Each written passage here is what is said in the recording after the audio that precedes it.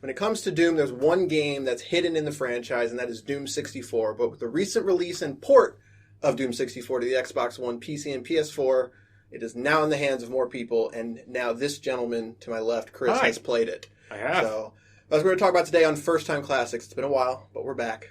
We're classic, just like this segment. So, Doom 64 obviously came out on the Nintendo 64, but for that reason, not a lot of people played it until now. So before this, had you even heard of Doom 64? No. Again, you were the one who introduced Doom to me, which also included 64. And now I actually played the 64 quite a lot too, but that was just one game we never got to. Not a lot of people did. So, all right, compared to other Doom games, that's kind of where we're going to start. So, like, first off, did you enjoy it? So, this is probably the least enjoyment I've found out of a Doom game I've played so far. Oh, no. If anything, just because I feel like it's been more trolly, I guess, compared to the other Dooms. Where, again... So I think we should preface this by saying you have not played Doom 2. You've played part of Doom 2. But in terms of Doom games you've finished are Doom 2016, and you're currently working through Eternal as well. Exactly. So the reason I preface that is because that is kind of the common complaint of Doom 2, is that the later levels are extremely trolly. Okay. So I just wanted to preface that before someone throws their mouse at their monitor. So Doom 1 I would say Doom 1's a perfectly good shooter game. It has enough balance of this game is easy to get through. Well, I felt like it was. Like, the puzzles were nice, but everything was there. It was the same layout throughout the whole game, which was good. Doom 64 was just, it was unpredictable, which maybe that does have some cool aspects about it, but I don't know. I just got frustrated with this game. I feel like I was playing a harder difficulty than I was in Doom 1 as well. I think I was playing I Own Doom in Doom 64. you were playing not the hardest, but the one before it. Yeah. So yeah. You know, with beating Doom 1, you know, I'm like, okay, how much difference will this be? You know, not thinking that.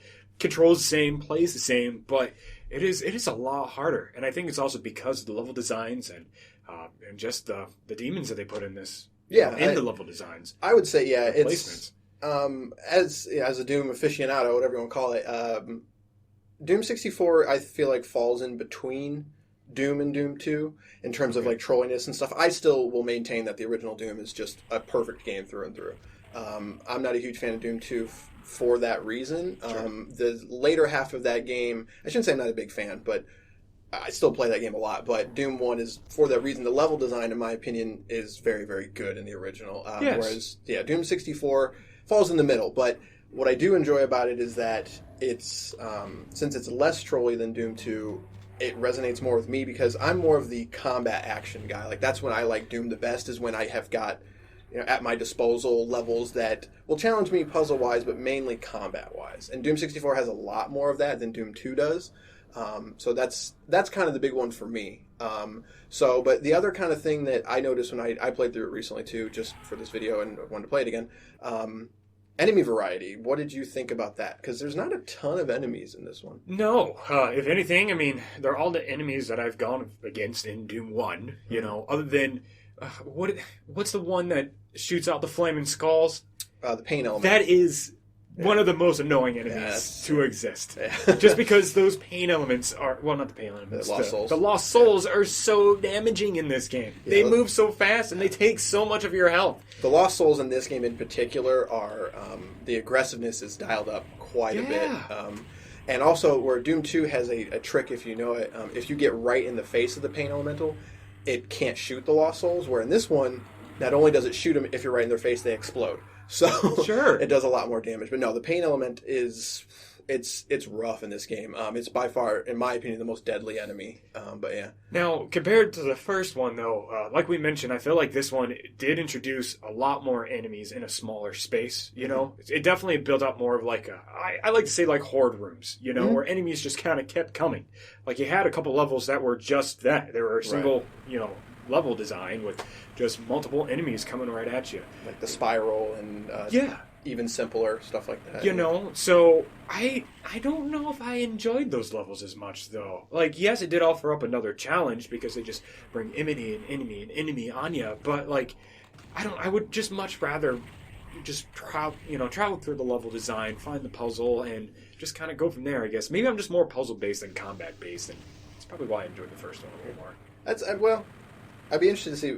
I think we're going to have to do Doom 2 after having this conversation. Okay. Just because I'm curious what you would think about that game in terms of that. But no, I think while playing it, I didn't have an issue with the enemy variety.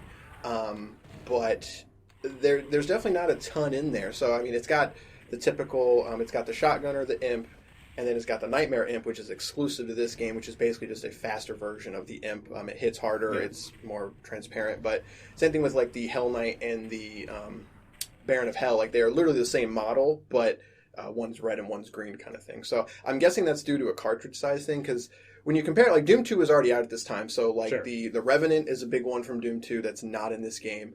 The Arachnotrons are in this game. Yeah. The Mancubus are in this game. But the Revenant is kind of and the Chain Gunners. The Chain Gunners are not in this game either. So those are kind of two enemies that are prevalent in Doom 2.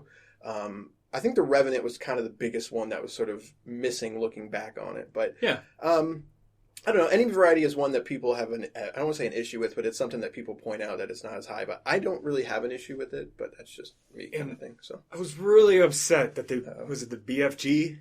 Yeah, the BFG is a little weird. Yeah. Like, that's supposed to be the gun. It's the Doom gun. You wait till you get to this gun here, and you just wreak havoc. And it just didn't I didn't feel like that in Doom 64. It didn't have that much excitement than it did in Doom 1, where, all right, there's a room full of just strong demons. I'm gonna bring out the big BFG and just wreck them. And it didn't feel the same. It felt like it didn't do as much damage.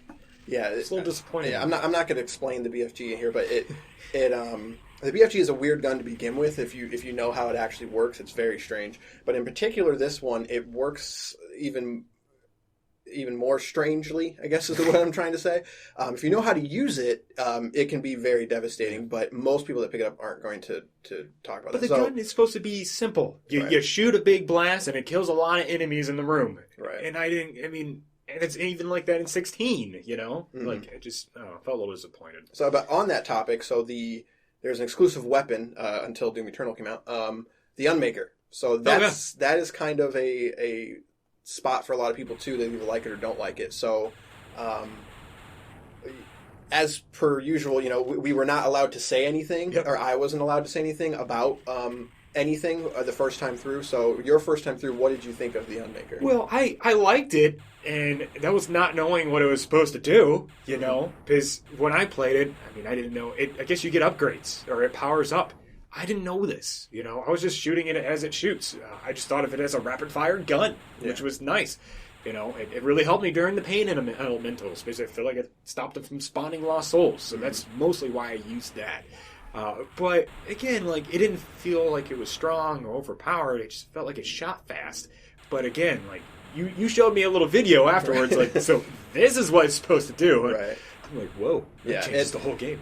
The Unmaker is the whole idea of this game is, I don't want to say forward-looking, but it introduced something in the series that hasn't really been done, in that the secret levels, because there's secret levels in all these games, all the Doom games, you can find these artifacts in there that power up the Unmaker, but you have no idea that's a thing. And even finding the secret levels, and that was kind of one of my criticisms in my Doom video I made. I was like, the secret levels are really cool and they're fun levels, and then they've got this element of powering up the Unmaker, but they are super hard to find. I didn't even show you how you find them, kind of thing, but one of them you have to walk through a wall. Like, there's just a wall, you got to walk through it. No one would ever have any idea that that's there.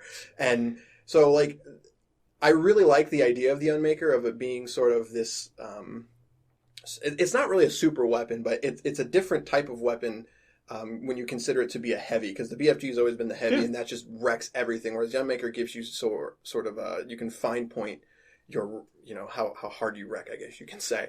So I was just curious what you thought about that, because the Unmaker can be, for some people, they don't quite get it, and I think that's fair. I'll admit, I probably would never find that out without really finding the secret levels or really digging into it, So if I did like another playthrough through it, I just figured this is just what this gun does. Right.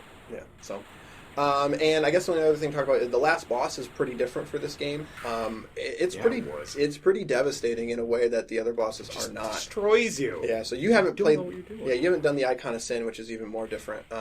But compared to like the Mastermind and the Cyber Demon, I mean, the Mother Demon, she hits hard. And I saw you struggled with that pretty hard, so I was curious what you thought about it. I did. You know, a lot of it was like I didn't think I could kill it. Like I didn't think I had enough health, or I just didn't know there was. I knew there was some kind of puzzle involved after the first few tries, but I just couldn't find it out.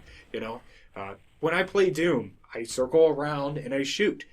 This enemy makes you do the opposite. Right. I mean, you can do that. You're not going to get anywhere because she shoots these homing rockets at you that never miss. Or when they do, I mean, like you try to block it behind like a building or a structure, right. But like they'll get to you. No, they're next level rockets. Like I remember, like the first strategy I got. Okay, get her to move to the outside of the boundaries, and their rockets when she shoots them will hit the wall or something like that. Right. And it worked, but that wasn't the way to do it. I didn't find out until later. I'm like, after just a lot of trial and error and a lot of deaths, just, okay, let's get close to her. Oh, when she gets close to you, she won't shoot the rockets. And then you just kind of take it from there. Right. And then again, you show me, with the Unmaker super powered up. And you can close the 3 gates. It took you like a minute. Yeah, not even. Yeah, Probably took me like a good hour just trying to find out how to kill her. It's interesting because I have a feeling like, because you also weren't on the hardest difficulty where she hits even harder. Sure. So I think there's a good case that some people would get to that, and if they don't have the demon artifacts for the Unmaker and to close those gates, they would turn this game off and never finish it, kind of thing. Well, and so I just want to say it's not a bad game, but it was just frustrating, and I've never got that felt out of. I can't speak. I've never felt like that in Doom 1. You know, maybe not even Doom 2016. You know, I think that's a newer game, but it's just this one really it got to me on a lot of different parts, and a lot of them were just the boss battles and the big group. Horde rooms. It's just, I don't know.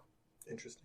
So yeah, I still highly recommend it. I still think the original is better by far, and I still think in the hierarchy, like it's up there, but it's still not quite, S tier, I guess you could call it. So, but all right, that's going to do it for this episode.